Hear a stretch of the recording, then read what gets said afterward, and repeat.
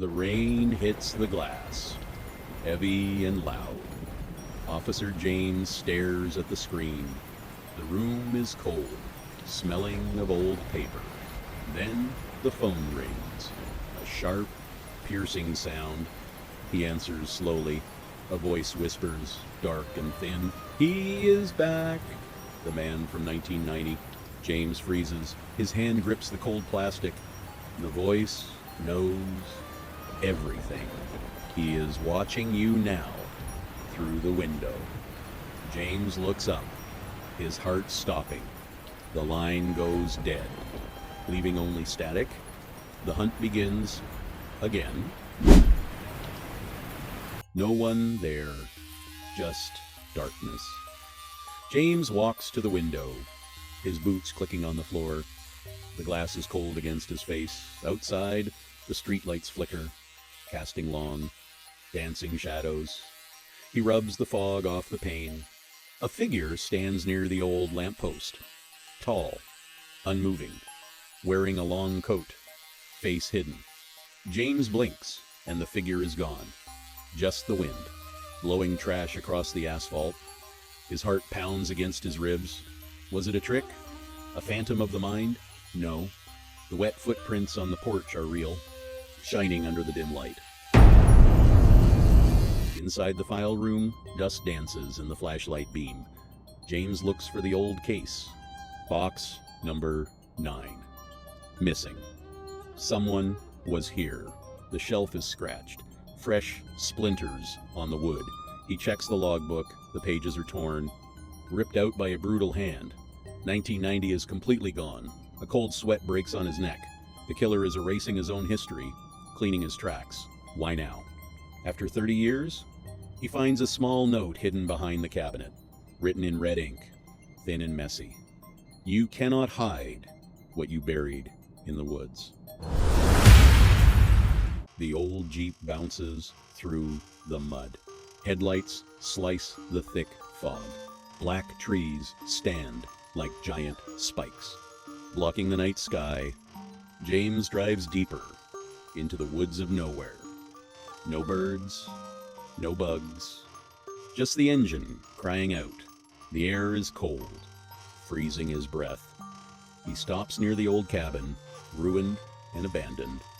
The door hangs on one rusty hinge, swinging in the dark wind. 30 years ago, a girl vanished here.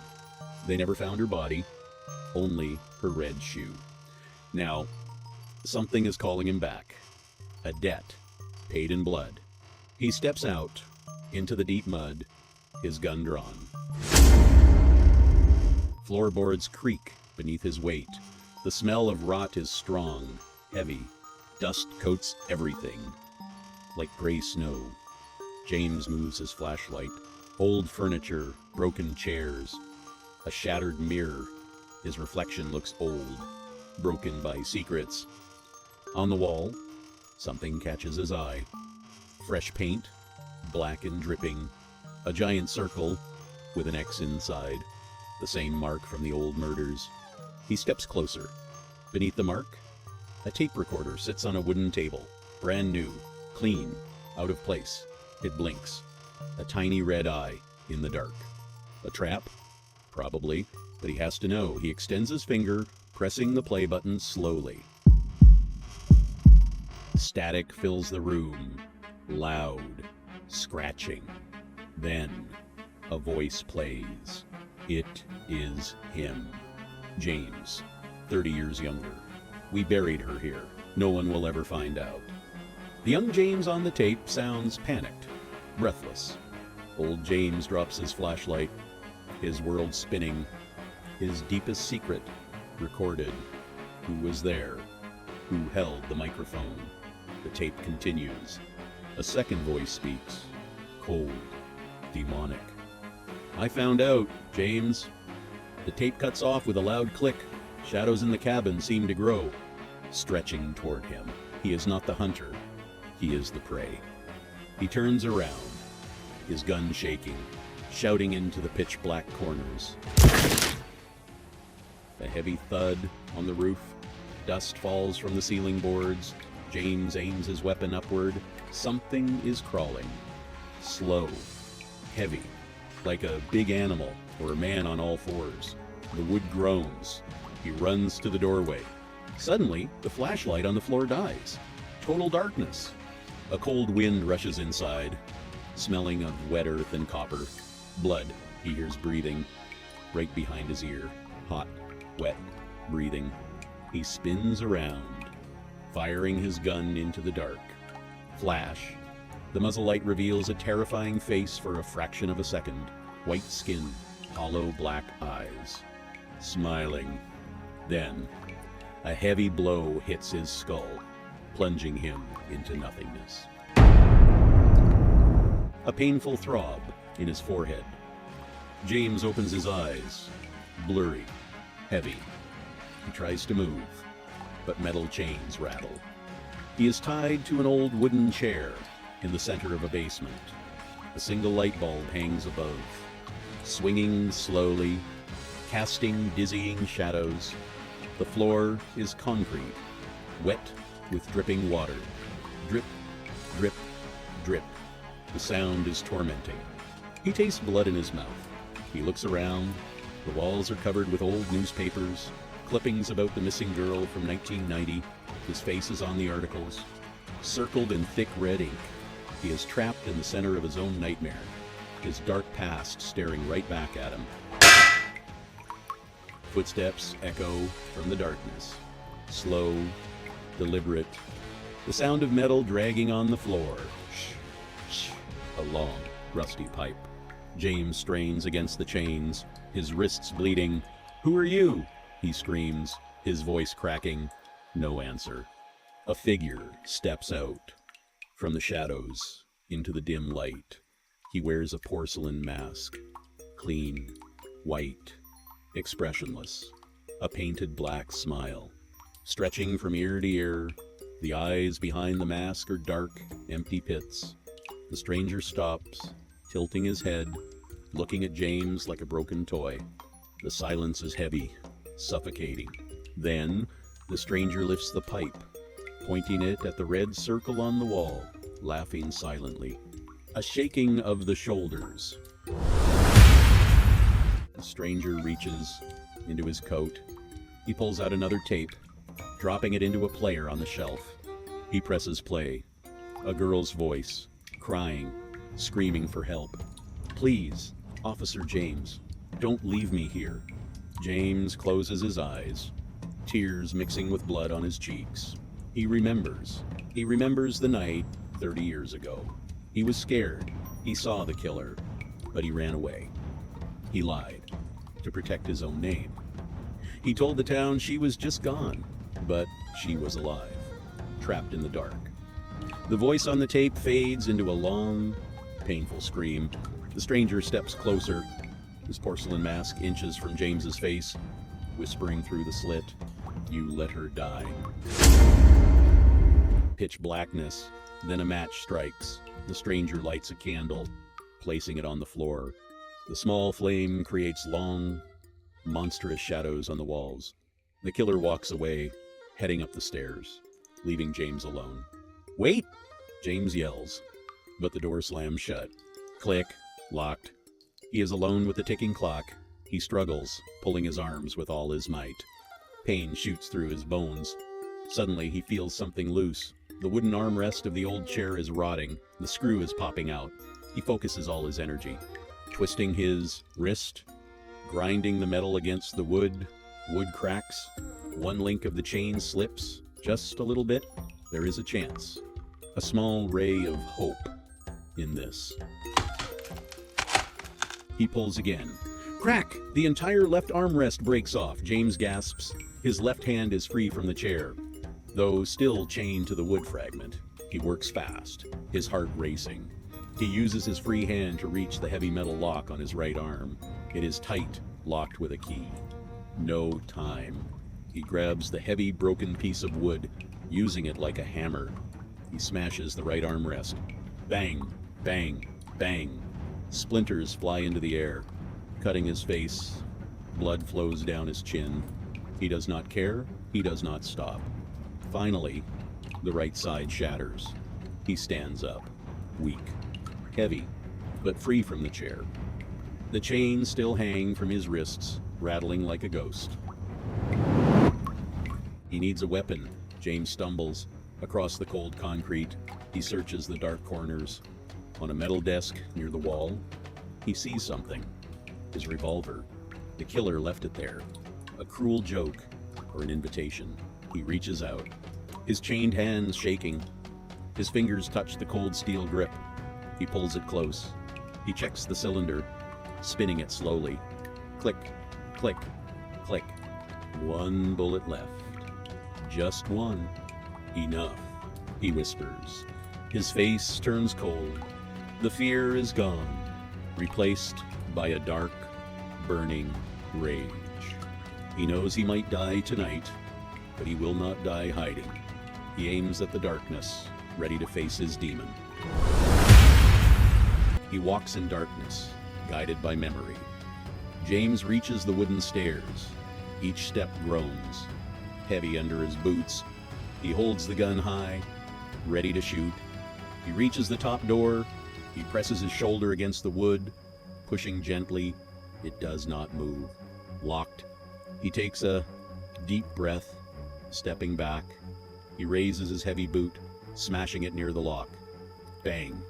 The wood splinters, but holds. He kicks again, harder, screaming with rage. Crack.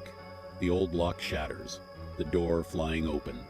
Bright moonlight blinds him for a second. Cold air hits his face. He is outside, back in the woods.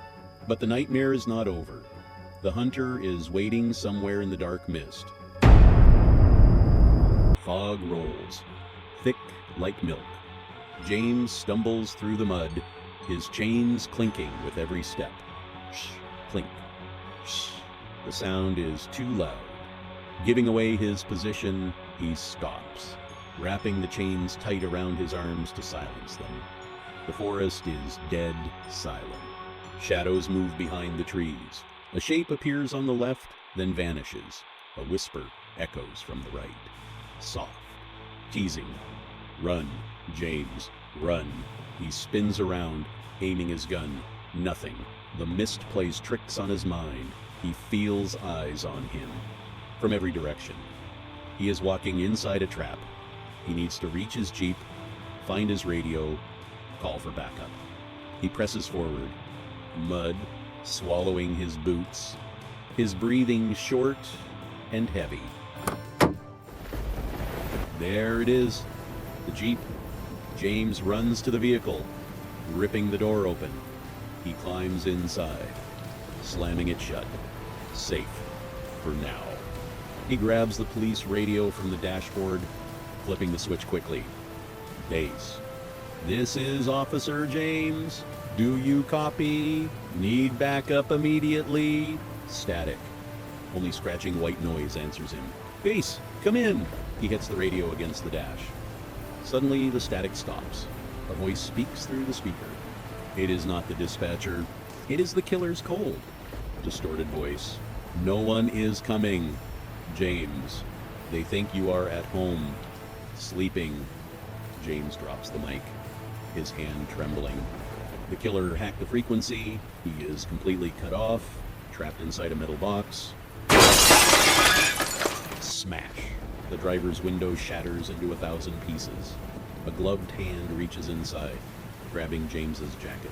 The killer is here. James screams, kicking the door open with all his force. The heavy metal hits the killer, knocking him back into the mud. James dives out of the jeep, rolling onto the wet ground. He raises his revolver, pointing it at the tall figure rising from the fog.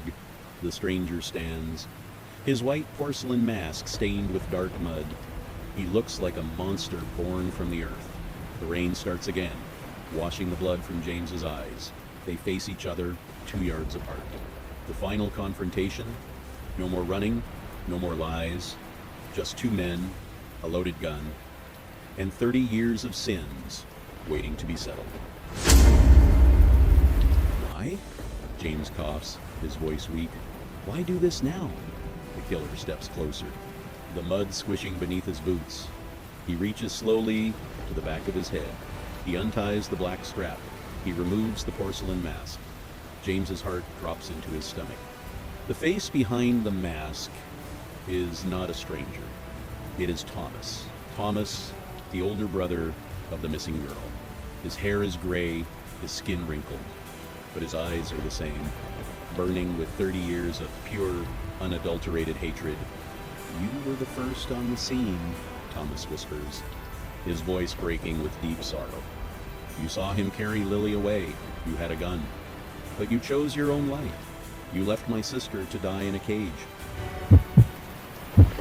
Tears streaming down Thomas's face. He looks at James with hollow eyes. 30 years I waited, hunting the man who took her. I found him last year. I made him suffer." Thomas smiles, a broken, chilling sight. "But he told me everything before he died. He told me about the coward policeman who watched from the shadows." James shakes his head, sobbing openly in the mud. "I'm sorry, Thomas. I was just a kid. I was terrified." Thomas pulls a heavy iron key from his pocket, tossing it onto James's lap. "Unlock yourself. James, stand up. Hold your gun. You have one bullet. I have this knife. Let the universe decide who leaves these woods tonight. Justice or the lie." Chains click open, dropping into the mud. James stands up slowly, his legs shaking. He holds the revolver with a steady grip. Thomas lunges forward, a shadow cutting through the white mist. The silver blade flashing under the moon. James lifts the barrel.